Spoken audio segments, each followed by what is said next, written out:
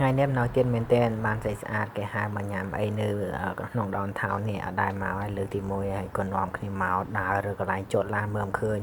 ដោយសារនៅ downtown វាពិបាករកកន្លែងចតឡានមែនទែនវាឆ្អៀតបងប្អូនយើងល្មមរកកន្លែងឈើឃើញនោះដើរឆ្វែឡើងពីជុំថ្ងៃនេះបានមកកន្លែងអាហារបែបអាស៊ីដោយសារពួកគាត់ជាជនជាតិបរទេសគាត់ចង់ញ៉ាំហូបបែបអាស៊ីអញ្ចឹងខ្ញុំមានតែនាំមកកន្លែងហាងវៀតណាមដោយសារវៀតណាមរសជាតិស្តៀង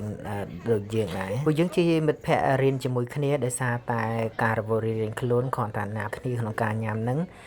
ចំណាយពេលក្នុងការណាត់ហ្នឹងមួយឆ្នាំហើយល្មមបានជួបអ្នកខ្លះរវល់ទៅយើងទៅនេះគេរវល់យើងរវល់គេទៅនេះឥឡូវថ្ងៃនេះល្មមបានជួបគ្នាគឺអំណោយទានមែនតើថ្ងៃនេះយើងបានកំងរបៀប fur បែបកាទៀវដូចស្រៀងនឹងស្រុកខ្មែរយ៉ាងដែរសម្រាប់ហាងនៅនេះ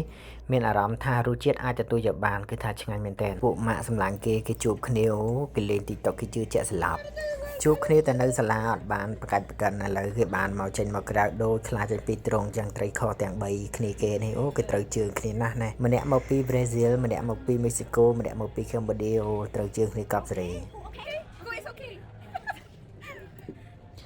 ដើរឲ្យត្រូវគីឡូឲ្យត្រូវជើងគឺថាស្រស់គ្នាមែនតើណា